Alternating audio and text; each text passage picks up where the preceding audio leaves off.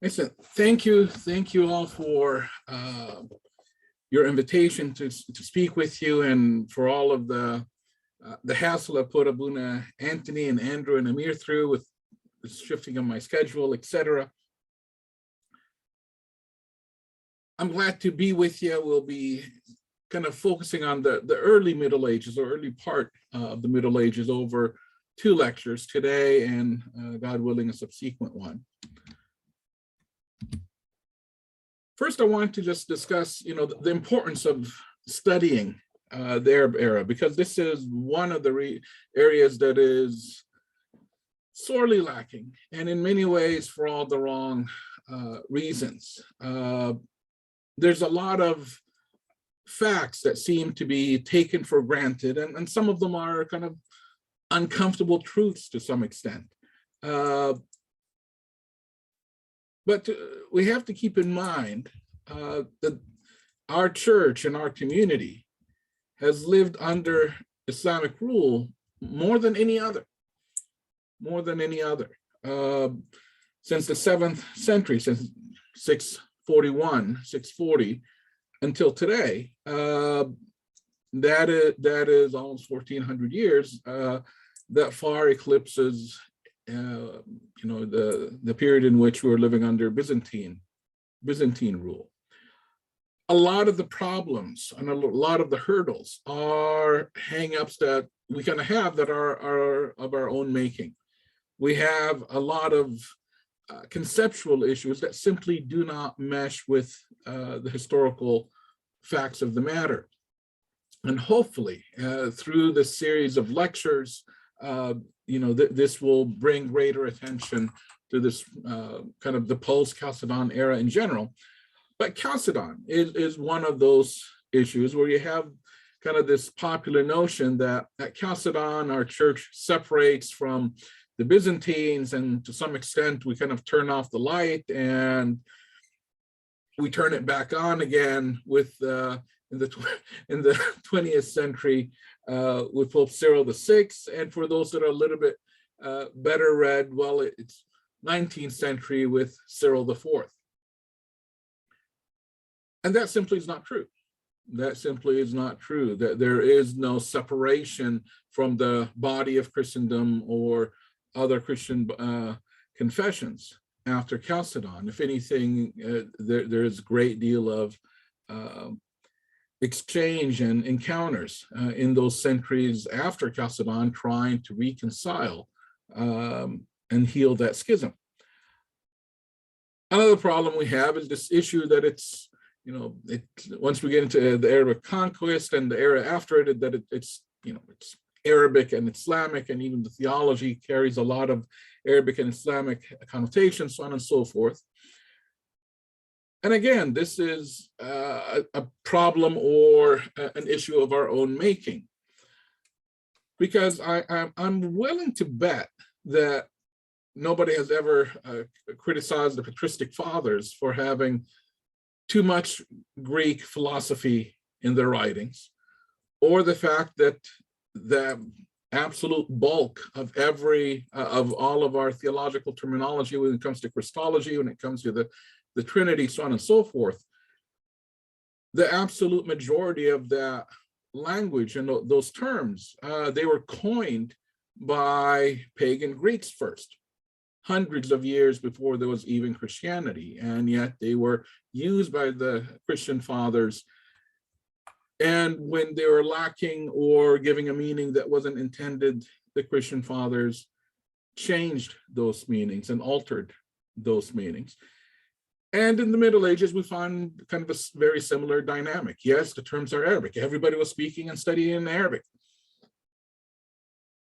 But this is part of the beauty of what happened, that our Christianity was reminted, refashioned, re-articulated in an Arabic idiom.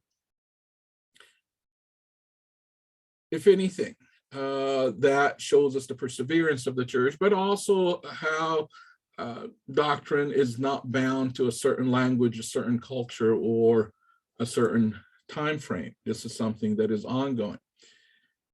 And we'll touch on the issue of language a little bit later today in language and identity. It's also the case that much of our great achievements happen under Arab rule. That is simply undeniable, whether it's in literature, whether it's in text or in art. Some of our greatest achievements happen after the Arab conquest. There's also the fact that if you want to understand the church today, you have to engage the Arabic period and the Arabic sources. And here I've given you kind of a laundry list, but liturgical practices, our calendar, our commemoration, our saints, our when we have certain feasts, the fasts that we have, most of them are a product of the post-Arab era, Arab conquest era, I should say. Much of the hagiography that we have in the church, much of that is written during or after the 8th century, and you'll be surprised at the amount of literature that is written from that period. A lot of the things that we take for granted. I mean, when we think of the patriarch today, we think the patriarch in Cairo. Well, he's Pope and Patriarch of Alexandria. Why is he in Cairo? A lot of the things that we completely take for granted, to understand them, you have to understand and follow the trajectory of developments during the Arabic era. The theological foundation is best articulated, the foundation is set with the patristic fathers. But the way it is translated and it comes down to us and it is experienced and lived by the church, all of that is a function of the Arab era. You can study St. Athanasius and Cyril till you're blue in the face. That's not going to explain our liturgical cycle to you today. It's just simply not. This era that we're kind of embarking on or beginning today is absolutely crucial to understanding the church today and how the church functions. And when we speak about adjusting, altering, reforming, changing anything in the church, we must understand where that issue, that practice, that idea came from. And large part of that is, again, the bulk of our history is during this Arabic era. That last point is that even the trivial about our community, a little bit less so outside of Egypt than in Egypt, but it still holds true. But the cultural trappings, when you're thinking about Christmas and Easter, the traditional dish to serve it is feta. When you're thinking about theophany, Eid al-Ghatas, the traditional dish is kulkasa, olas. There is no feta, there is no olas in Egypt prior to the 10th century. So whether to understand how our theology comes into our liturgy, whether to understand the structure of the church today in word, in deed, in calendrical observations and practices, whether it's our hagiography, whether it's even the trivial aspects of Coptic culture, you must pay attention and carefully study the Arabic centuries. And unfortunately, this is the period that we are horrible at. Oftentimes, it's very careful discussions up till Chalcedon, and then a lecture on the Middle Ages, and then we focus on the 19th and 20th centuries. And that is a disservice to who we are and what the church is. As we survey roughly 3 centuries today, the selection of topics is my own, so I guess I got no one to blame but myself. But I'm hoping to kind of highlight a few important developments along the way, and we'll finish off by a discussion of identity and how kind of identity of the Coptic Church and community starts to formulate at different times. This is an ongoing process, of course, but there's certain constituent elements that I think we'll see coming together right about that 9th, 10th century moment. First of all, of course, the conquest, the Arab conquest, and as you see there in the slide, the conquest, its stereotypes, and its many, many flaws. The discussion of the conquest is riddled with conceptual problems. Some of them are our own making, others are not. And the sources around the conquest are difficult to interpret. Okay, much of it is available. The problem is that the bulk of it you can't read at face value. You need background into the text, the authors, when certain texts were written, the different recensions of different texts. It ends up being a lot more complicated than it first seems. Because initially it seems like, well, you know, it's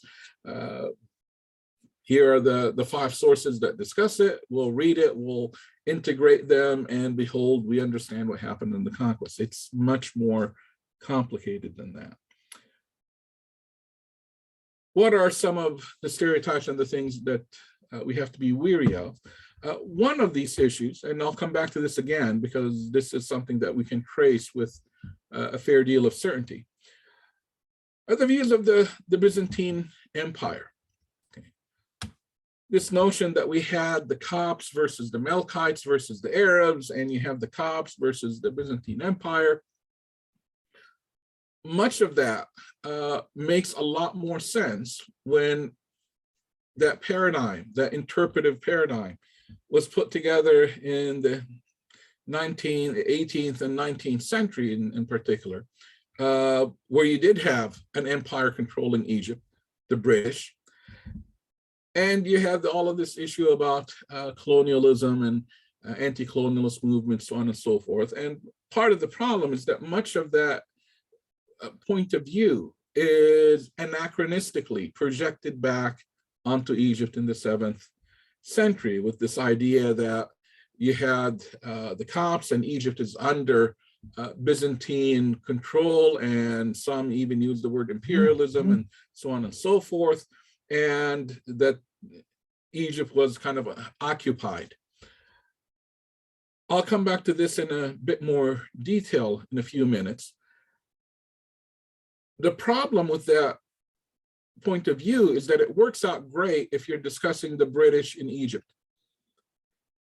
When you're looking at the Byzantine Empire, it's a completely different animal. That is simply not how the Byzantine Empire interacted with Egypt. It's not how Egyptians viewed the Byzantine Empire when Egypt was part of the empire. We'll come back to this a little bit later, but another aspect is this very nice, tidy division between the Copts, the anti-Chalcedonians, the Melkites, who supported Chalcedon and the Byzantine Empire, and the Arabs.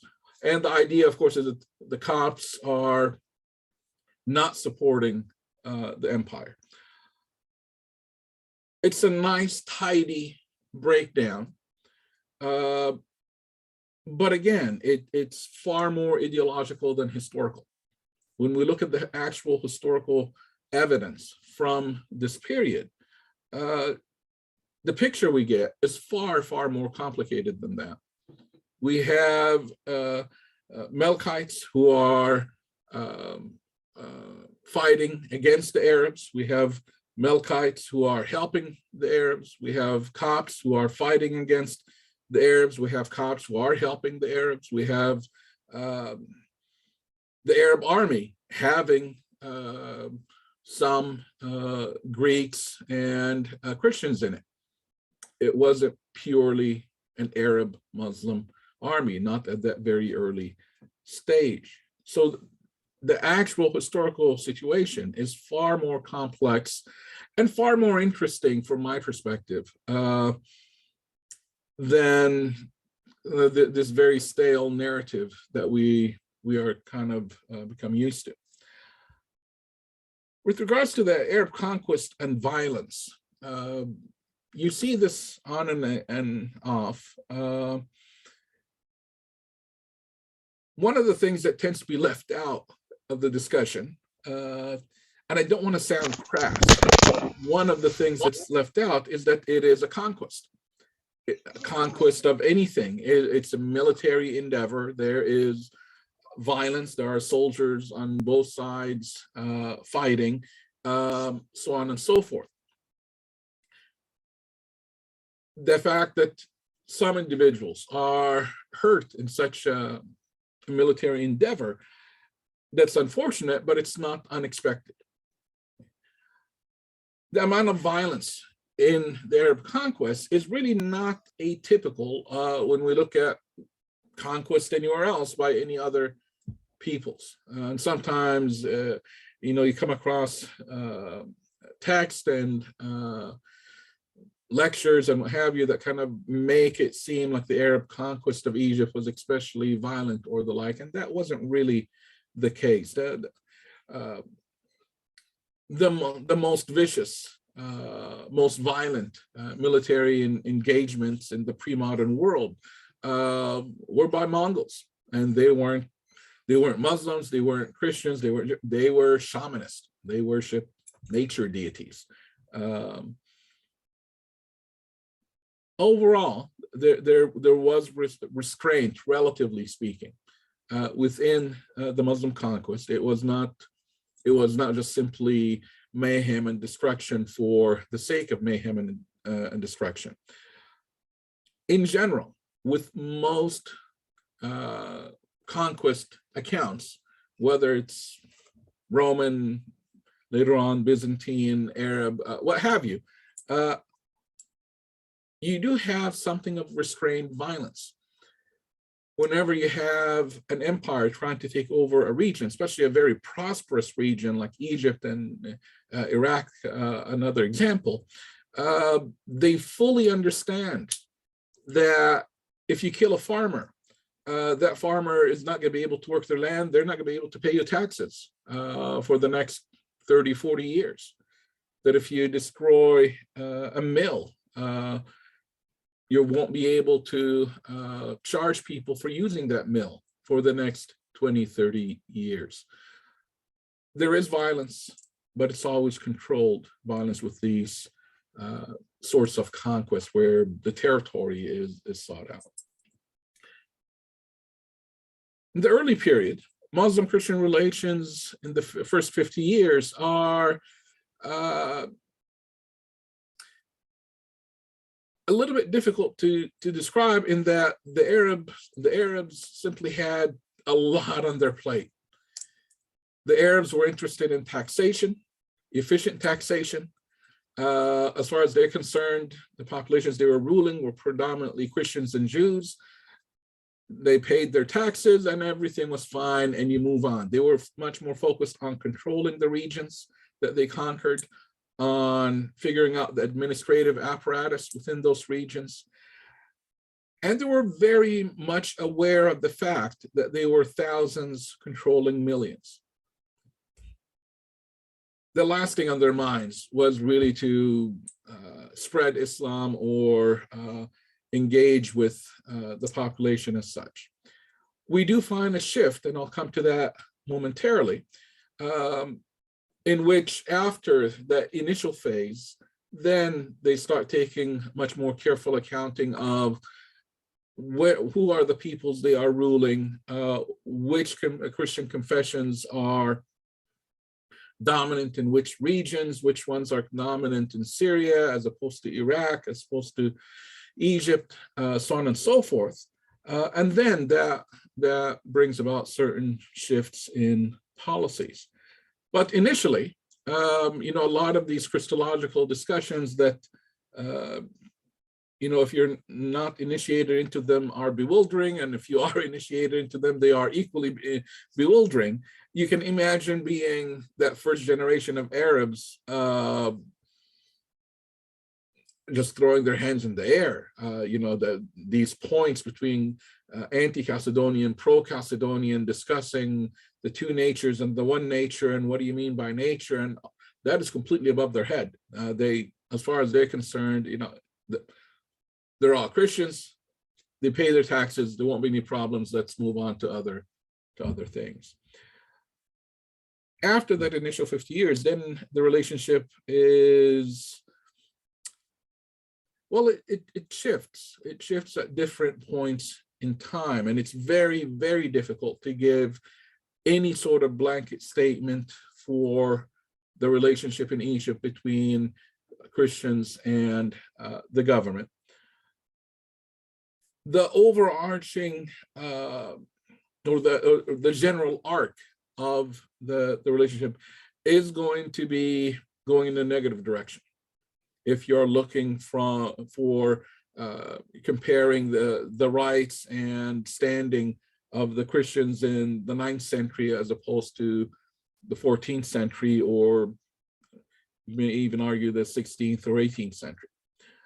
That said, there's a great deal of variety in that interaction. It is not just a story of gloom and doom. And unfortunately, sometimes when we discuss this era, all we focus on, or what is focused on, are periods of persecution and intolerance. And not to belittle those happened, though our church lived through some very dark eras. But there's also a lot more to our history than these periods of persecution and intolerance.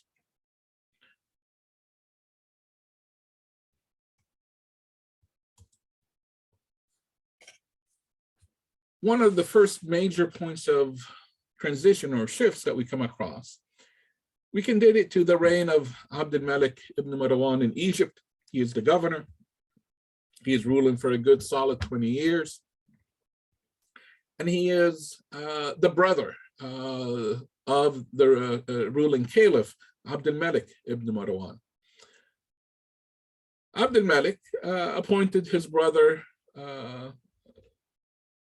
excuse me, I'm messing you up with the names. The age of Abd al-Malik, he's the caliph. It's Abd al-Aziz, who is the governor in Egypt. My apologies.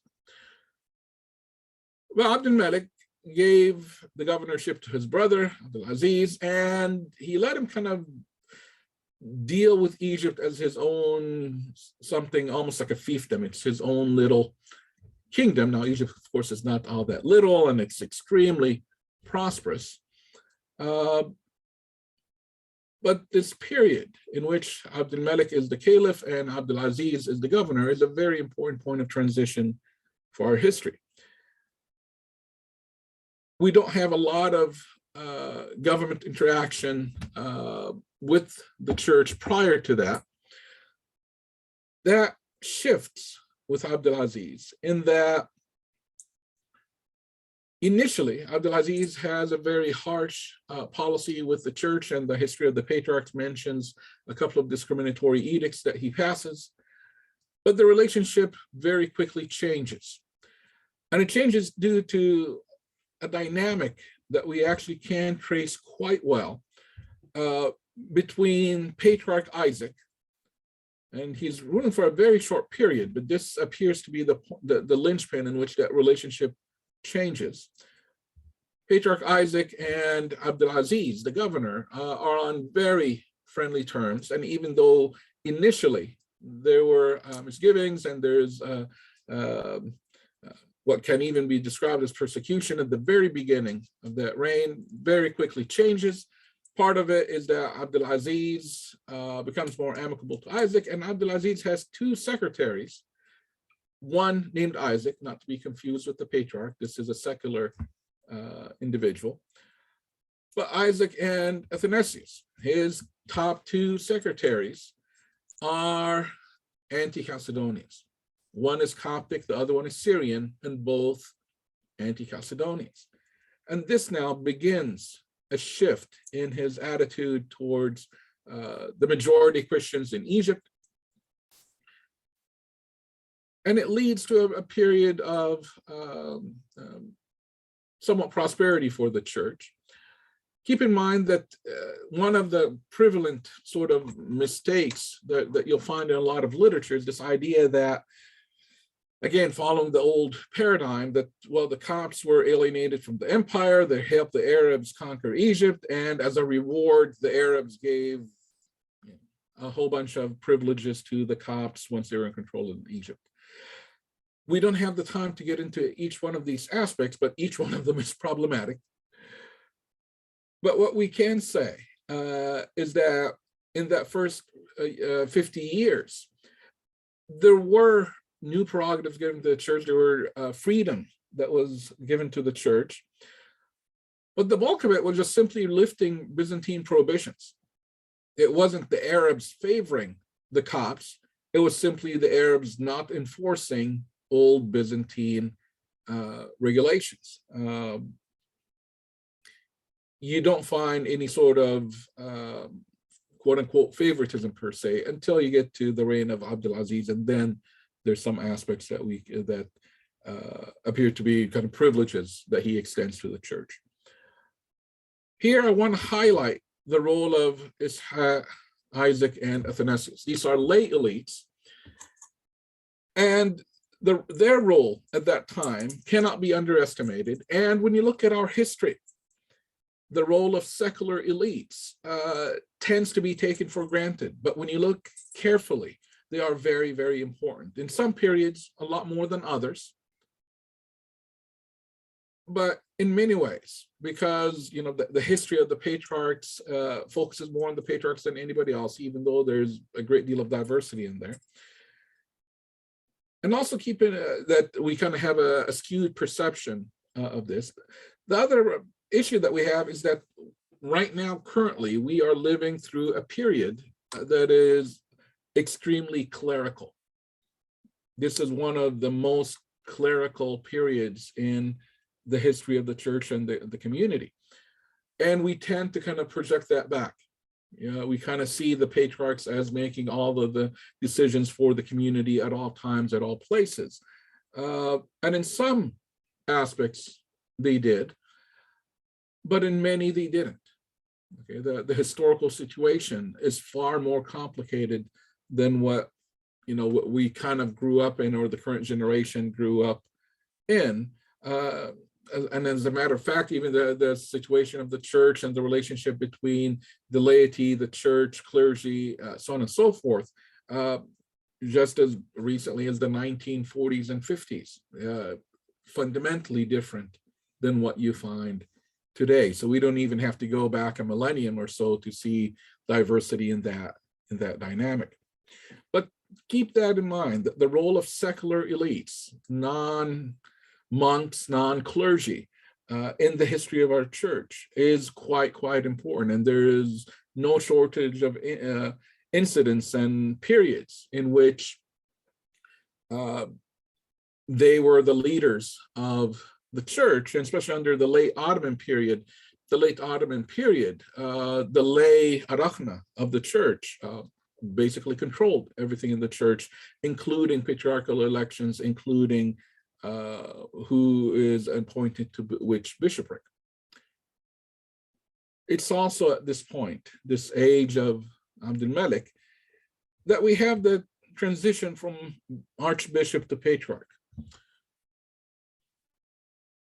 The biography of Patriarch Isaac survives in Coptic and it survives in Arabic. When you look at the Coptic is consistent. He's always referred to as the Archbishop of Alexandria, and his jurisdiction is within the archbishopric. When you look at the Arabic translation, he is the Patriarch of Alexandria, and his jurisdiction is the Patriarchate of Alexandria. We also know, within the life itself, it's clear that Abdulaziz, as a form of showing his affection to Patriarch Isaac, he would call him Patriarch. But when you look at the context and the reaction of Patriarch Isaac, it's clear that this is a new term. It's used as something of an honorific. So we can trace with some certainty that shifting in the nomenclature during this period. Now, patriarch can be traced a little bit earlier in documentary sources, but in literary sources, this appears to be the point where we find the shift. Another important juncture during these centuries is the demise of the Umayyads and the rise of the Abbasids right about 750. Under Umayyad rule, by and large, the church was doing well. You do have incidents of intolerance. The problem is sometimes those incidents are kind of projected on the whole of Egypt and the whole of the community, so on and so forth.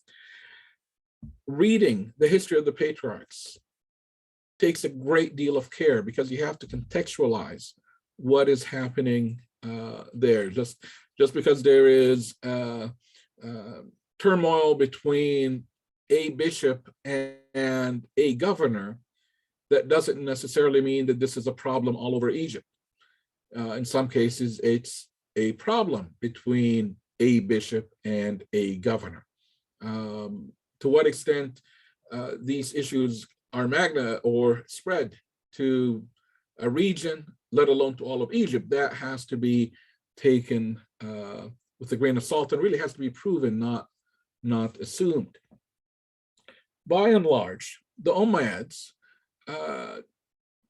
tend to kind of focus more on taxation than anything. As we'll see in a minute, there's very little conversion to Islam during that period. And if anything, the big problem they have on their hands is the rise of the Abbasids. They're, if you're more familiar with kind of Islamic history, they're a nearby clan. You can almost call them their cousins. And to kind of simplify the narrative, the Abbasids come with a coup from 748 through 750, and by 750 they have control of the entire caliphate. The rise of the Abbasids brings about a very different cultural and intellectual environment within the Islamic domain. For one thing, it begins Islamic Arabic writing. Okay. All Islamic Arabic writing, with the singular exception of the Quran, everything else, everything dealing with hadith, everything dealing with Quranic interpretation, everything dealing with history, you name it, everything is written after 750, even when it's commenting on the conquest. So now you can see with the difficulty of trying to piece together what happened, well, in this case, a little bit over a century earlier, based on oral traditions that are shaped, reshaped, and shuffled and reshuffled for well over a century. And in the case of Egypt, most of the really important traditions about the conquest and so on and so forth are not written down till the 9th century, not the 8th century. With the Abbasids, you have a fiscal challenge, and we'll come back to that in a minute when we discuss the conversion, but the jizya. Okay, the jizya was a tax demanded of non-Muslim males. You have to be Christians or Jews, typically.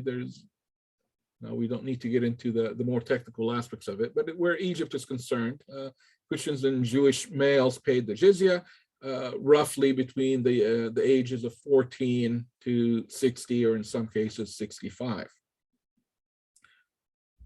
It is the tax of the non-Muslims. So logic would dictate that if you convert to Islam, you don't have to pay it anymore.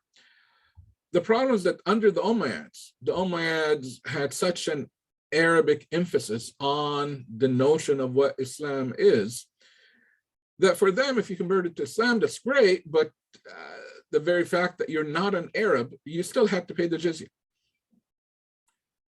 With the Abbasids says no, that all Muslims are equal regardless of their background. So overnight, literally overnight, there is now a fiscal incentive to becoming a Muslim. You don't, as a male, you no longer have to pay that extra tax. there's an intellectual challenge. The Abbasids are not just satisfied like the Umayyads before them and kind of Islam from its beginning. They're not just simply satisfied by saying we are superior to the Jews and the Christians, or that we have a superior prophecy, or that the Christians and the Jews have an adulterated revelation. All that is still there, but add to that an intellectual challenge where there's a great deal of emphasis on studying, on philosophy, and with that comes this attempt to kind of intellectually dismantle Christianity and Judaism, proving logically why they are not the true religion, and reading the New Testament and the Old Testament and criticizing it and citing verses and what have you, trying to prove that Islam is superior to Judaism and Christianity. And of course, that brings about a counter reaction, the apologetic literature from both camps, and especially the Christian camps.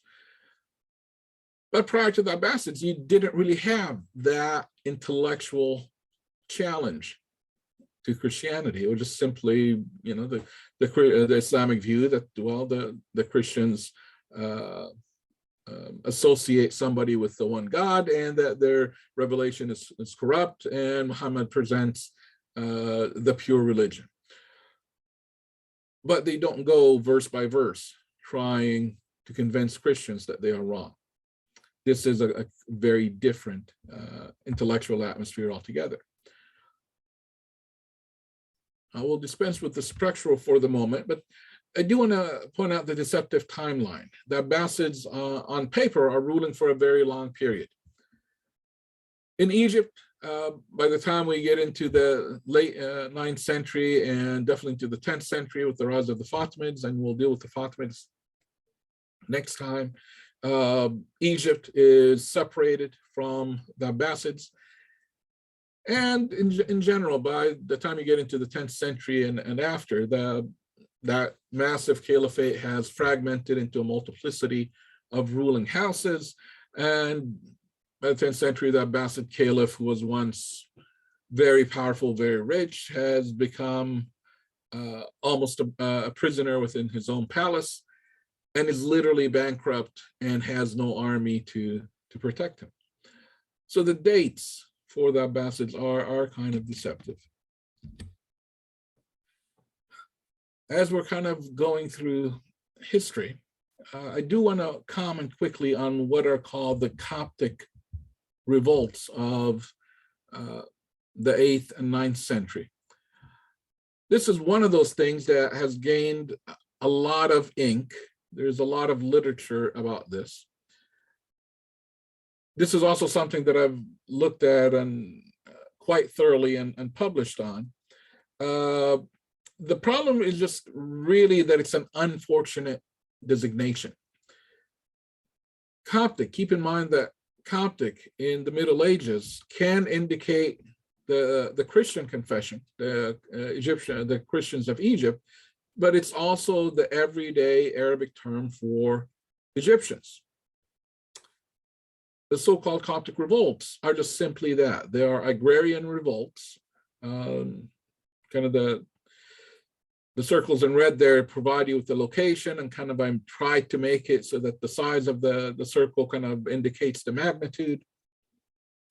These are kind of the largest ones. There's a few others that probably could have been added there. But there's really nothing religious at all about them. The only thing Coptic about them is that Egyptians participated in them. Other than that, there's nothing at all religious. And the reason I'm emphasizing this is because depending on whom you read or come across, there's a lot of fanciful sort of ideas that this was the kind of the Christians' last stance against the invading Muslim Arabs, or that this was somehow a native attempt to liberate Egypt from the imperialist Arabs. Again, you can kind of read British and Egypt there. Look at the sources, it's just simply not there. It just simply farmers being very angry at their taxes being increased.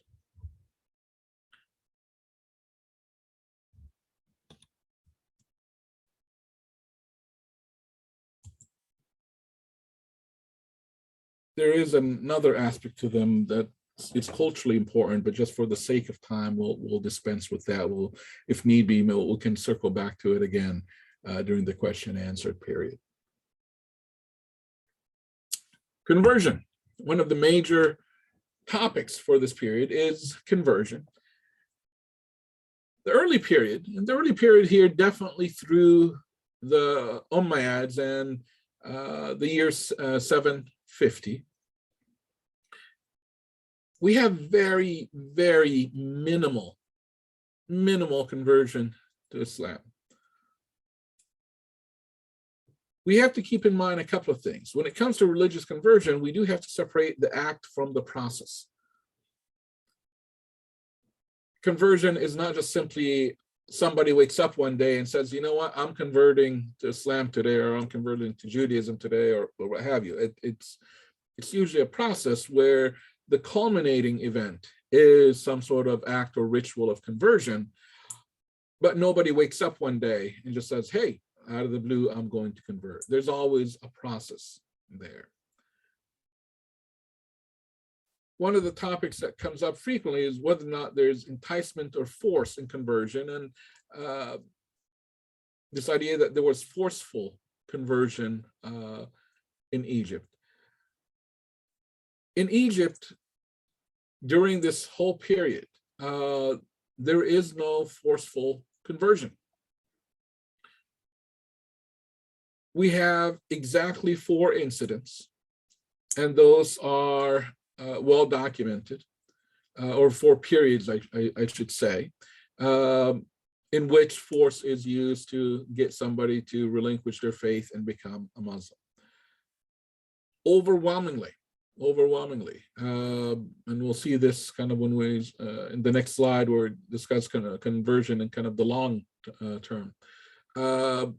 Conversion in Egypt to Islam is due to constant pressure. This is not force. This is not conversion by the sword. This is not convert or die. It just several factors, social factors joining to provide constant pressure to convert.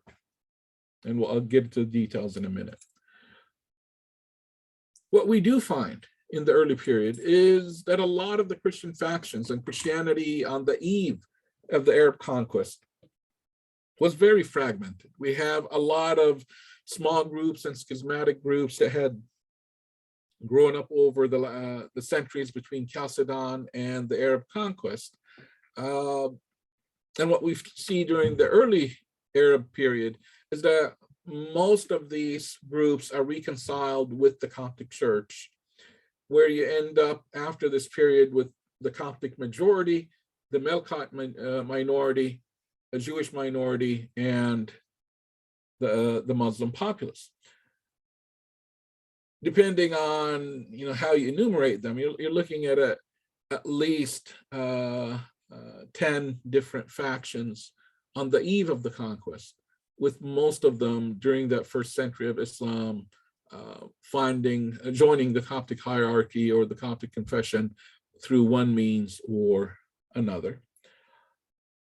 Some of the reasons that you don't have a lot of conversion is, all of these points right here. There's a linguistic difference. The Arabs, most of them are speaking Arabic and Greek, and the Greek becomes an important medium for early Islam in Egypt. The population in Egypt, they're predominantly speaking Coptic or Greek. Now, for where you have Greek to Greek, there you have point of communication and the possibility of communication. But otherwise, if you have a Coptic peasant meeting an Arab, they literally cannot speak each other's languages. The early Arabs lived in something that resembled, the army barracks, and later on, when they settled in around themselves and in quarters designated for the Arabs. There's a physical separation. They don't speak the same language. They don't come across the average farmer. As I was mentioning earlier, with the jizya, you had to pay your jizya even if you converted. One of the early accounts we have of a young man who converted to Islam, his father tracks him down, and after failing to convince him to come back to Christianity, his father abandons him and tells him, "Your blood is on your head.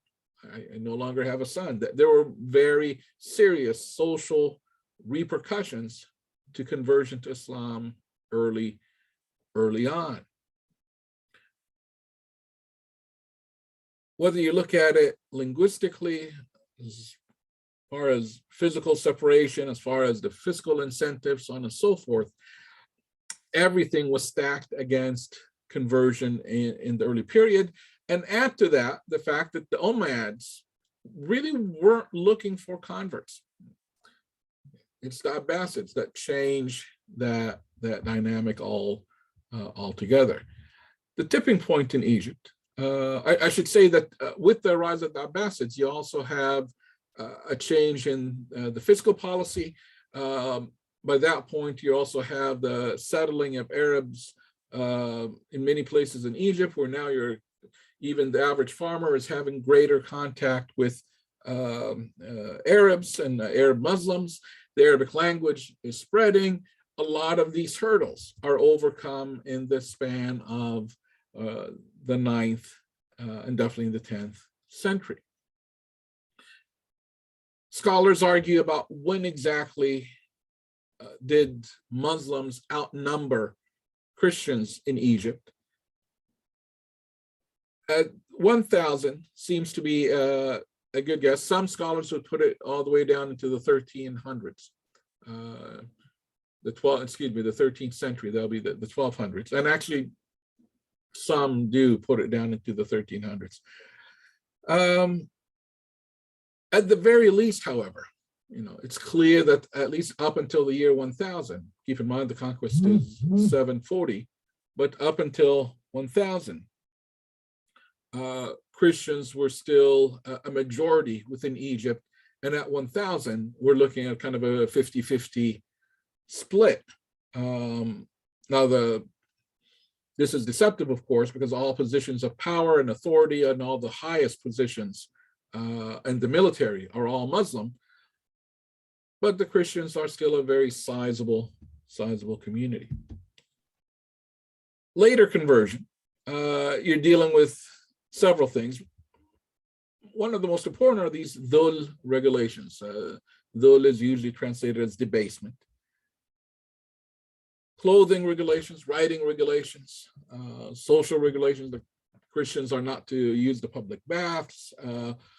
Protocol on paying the taxes. Not only do they have to pay the jizya, but they are explicitly to be abused verbally and physically as they are paying the jizya.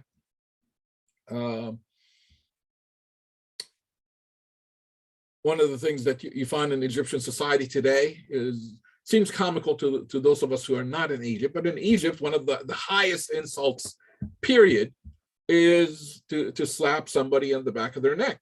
That is, the greatest offense. That is high offense.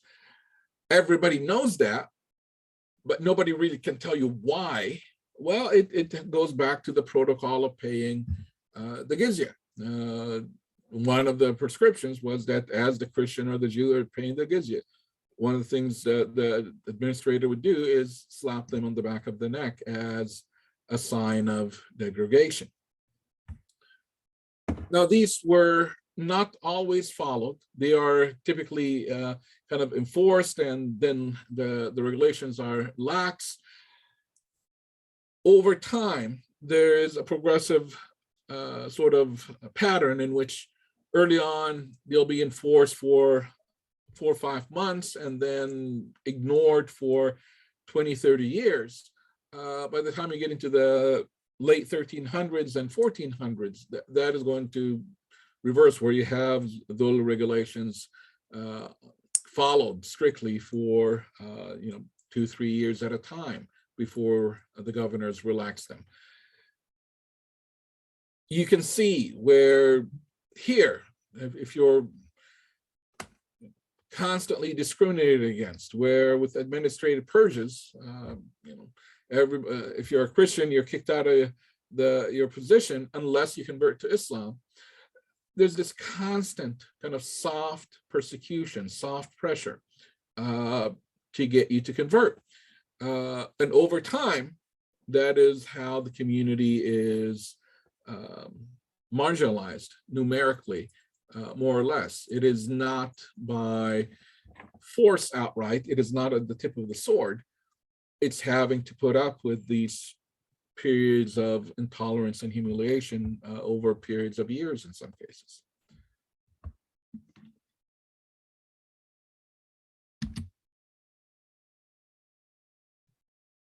The 9th century is an important century because it's in the 9th century that we see the rebranding of Byzantine rule. And this is important.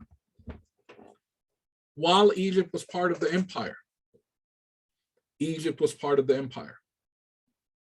Egyptians, whether Copt, whether speaking Greek, whether speaking Coptic, whether peasant, whether urban dwellers, so on and so forth, they viewed themselves as members of the empire. Egypt is a province within the empire, but Egypt is not a country dominated by an empire. And that's a fundamentally different outlook than what comes in later. There is clear theological dissatisfaction. Chalcedon and the repercussions of Chalcedon should not be underestimated, but it's also clear all the way down to the mid-7th century, right before the Arabs come into the picture, that the issue is theological, not political. The Copts are still praying for the emperor that they theologically do not support. And they're praying to God to, quote unquote, to send them a good emperor. That is not to liberate them from the empire, that is to send them an emperor who is anti-Chalcedon. The perspective of the community and the church and Egypt, while Egypt was part of the Byzantine Empire, was to view itself as part of the Byzantine Empire. The empire is not an oppressive force that is occupying Egypt. They are the empire. And keep in mind that every free male since the early 3rd century was given citizenship within the empire. And throughout the period of those 2 centuries between Chalcedon and the Arab conquest, if you had a grievance, you had the right to go to the Byzantine court, and the Byzantine court could care less if you were pro or anti-Chalcedonian. That simply did not factor into how they would hear your case or how they would adjudicate your case. One of the major issues here is that we have to stop looking at the theological dispute as a political dispute. These are 2 separate things altogether. Where it shifts is in the 9th century. 2 centuries after Egypt is no longer part of the Byzantine Empire.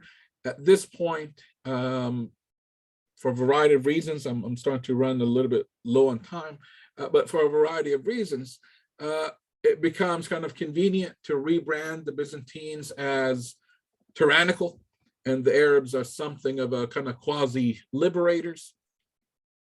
It also becomes dangerous to say anything positive about the Byzantines. Keep in mind that this is the 9th century. The Byzantine Empire is still a military threat until the 15th century.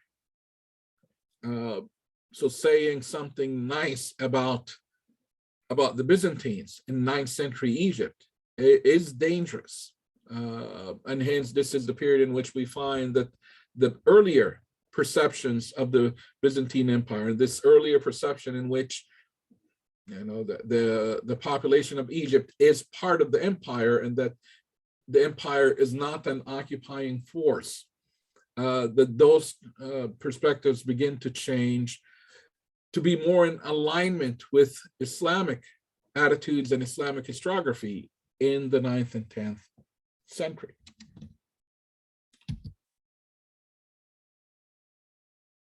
When we start looking at identity and the formation of kind of the identity of, who are the Copts, what are the Copts, and this is a complex issue because identity is constantly shifting and it's always being fashioned and loosened. But it comes about from several forces.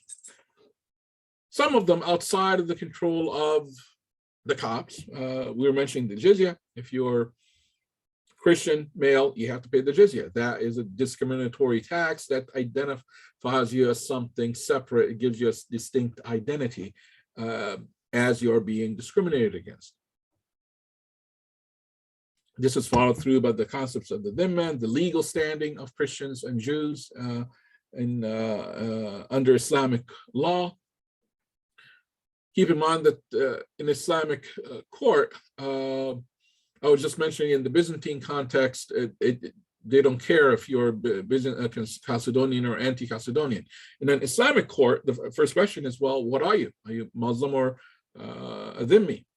Because that now is going to dictate how your court case is handled.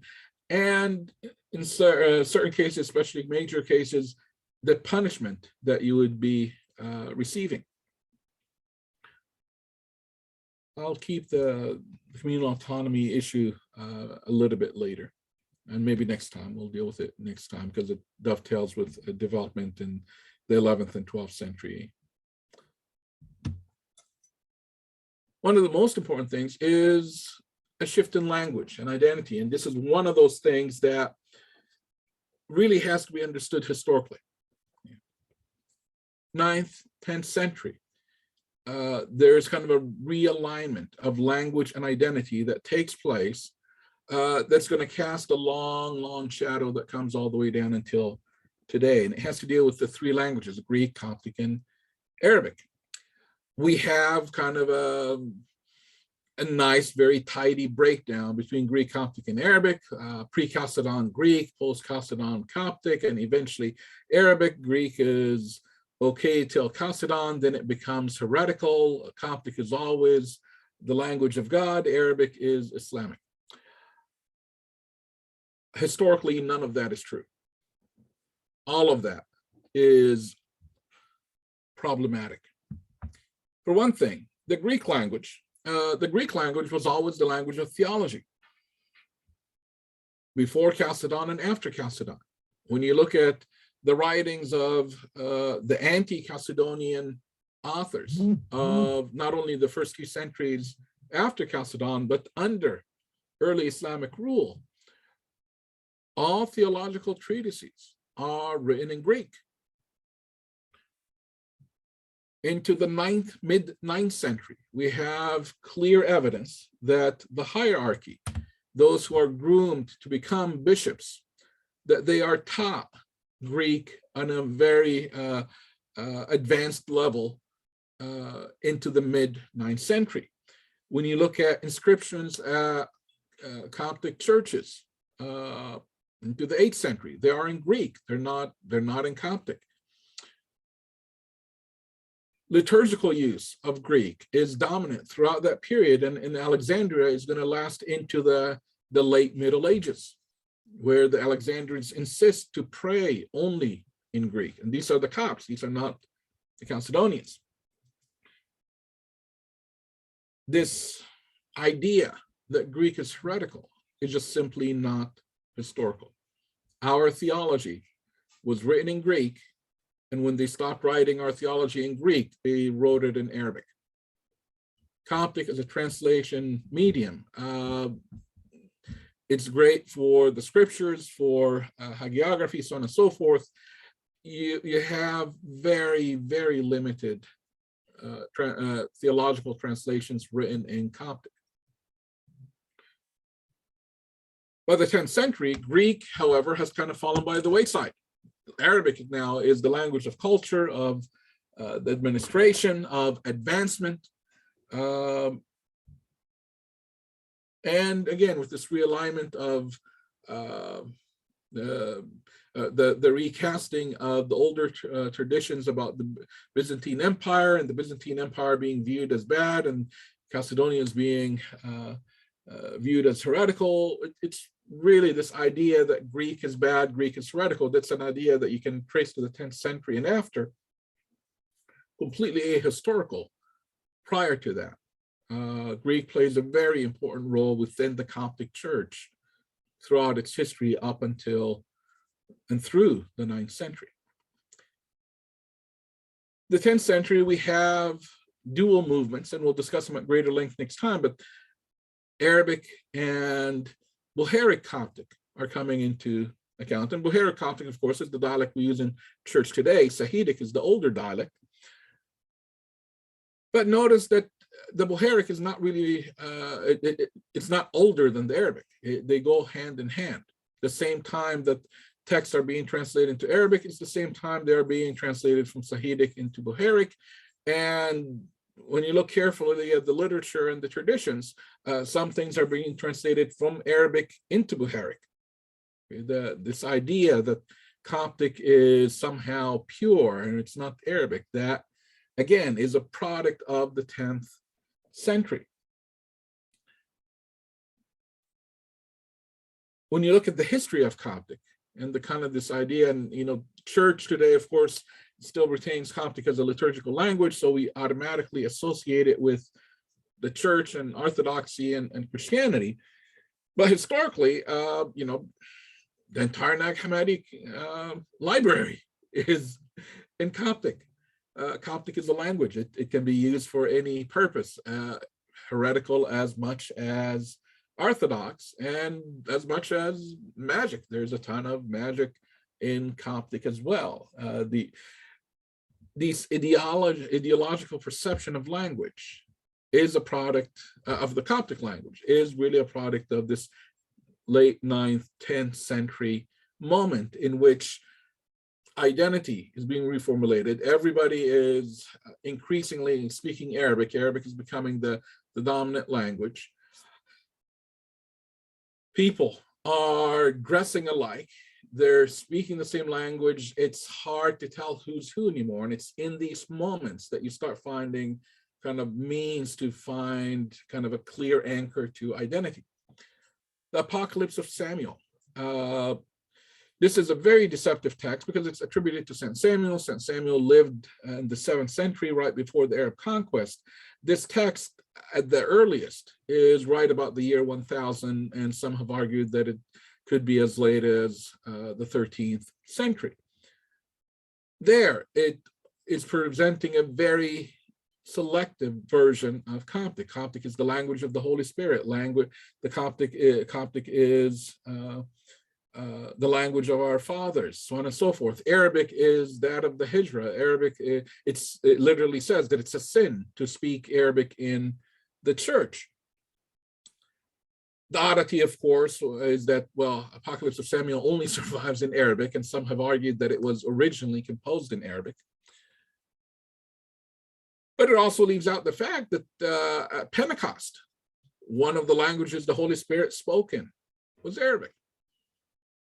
When you look at the perception of the other Orthodox churches living under Samkrut, the Melkites, their relationship with the Arabic language is fundamentally different. From very early on, they adopted it. Once their people started speaking Arabic, they translated everything. As far as they're concerned, it's a language like any other language. It's a language that was spoken of by the Holy Spirit at Pentecost. Language communicates meaning. Here with Pseudo Samuel, and again, within that 10th century moment in which conversion is increasing, which point in time in which Christians, Muslims, and Jews are dressing alike, they look alike, you can't tell anybody apart. There's this diffusion of identity, and some fearing the loss of identity. And you see this very clearly within Christian texts like Pseudo Samuel and within Islamic texts. We have it a little bit later, but I want to conclude within the next few minutes. Within Arabic texts, you have a whole tradition of what is called the La Tatashabbahu traditions. And when you look at those traditions carefully, they're really the same issues that the Christians are grappling with, loss of identity, but it's from the Muslim side. So here with Pseudo Samuel, it's presenting a very specific kind of construct of Coptic. And now Coptic, one of the reasons that Coptic is maintained long after it's no longer understood, and there's very convincing evidence from the 13th century on that it's in steep decline, is because of this ideological layering, that it becomes kind of the symbol of what Christianity is. Similarly with Arabic. Arabic and this hypersensitivity that unfortunately still retained with us is this idea that Arabic is somehow foreign, that Arabic is Islamic. The problem there, part of it is what I just mentioned, that it's a language and the Holy Spirit clearly spoke in Arabic. But if Coptic is the litmus test of orthodoxy, then most of our patriarchs through the first 7th century aren't good either, because most of them, including St. Cyril, including Dioscorus and Anastasius, they did not speak a word of Coptic. This sensitivity about Arabic is something that we need to get over. Even today, when you look at our medieval text, most of our medieval texts that have been edited and have been edited well and have been published and are accessible to us, overwhelming majority of them were done by Catholics, not by the Orthodox. We have this kind of ideological baggage. And much of it is really kind of, again, this synthesis that comes about right about the 10th century. And it has to do with identity and how identity is formed linguistically.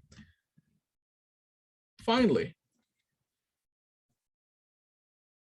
one aspect we mentioned regarding identity from outside, kind of the legal aspect and the fiscal aspect, the taxation. Another aspect kind of within this milieu, claiming languages and providing an ideological layering to languages that's not historical. But also among the different Christian factions. You know, you have this tradition in the Middle Ages between the Copts and the Melkites, the 14 deviations. The Copts and Melkites had a basic problem. After Chalcedon and into the early Arabic era, they kind of do everything identical. They're praying the same prayers.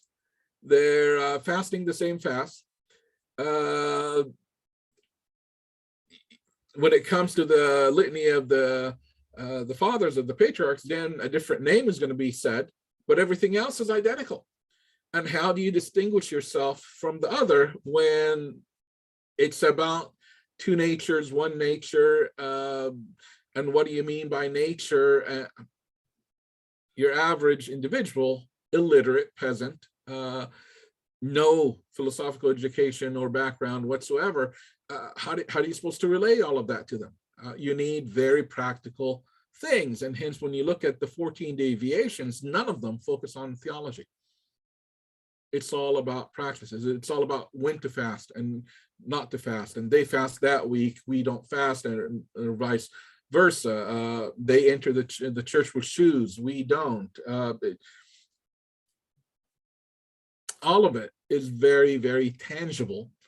And several of them, I forgot to put the asterisks in red to kind of make them stand out. But the ones with asterisks, those are things that the Melkites are blamed for, criticized for, but things that have a clear history in the Coptic Church as well. There's a great deal here that really has to deal with identity formation, and all of this comes through down until today. Now I will stop here. There's one more slide, but it's more of a kind of a summary slide, but I've already kind of taken a lot of time. But But when it comes to identity, as in 7th and 8th century, every community and every group is segregated from the other, and there really is no problem. The problem is that the 9th and 10th century, they're mingling. They're speaking the same language. They're wearing the same clothes. They look kind of the same. They're keeping their beards and their hair the same. They're wearing the same turbans, and hence you have this need to kind of re-articulate identity anew. And you find some very interesting parallels within the Islamic context, the Tashabbahu regulations and the Riyar regulations, which are discriminatory against the Christians and the Jews, where the Christians had to wear this specific color or that specific color. The reason you did that is not because of the color is constantly changed, but in order to be able to identify them in an urban context. And the same thing you find in the Christian context. Again, Pseudo Samuel from 10th, 11th century has almost an identical parallel sentence here to the La Tashabbahu traditions in Arabic. Do not assimilate, do not resemble the Hijra, which is the term it uses for the Arabs. I will stop here today. We'll stop here today with our lecture if we can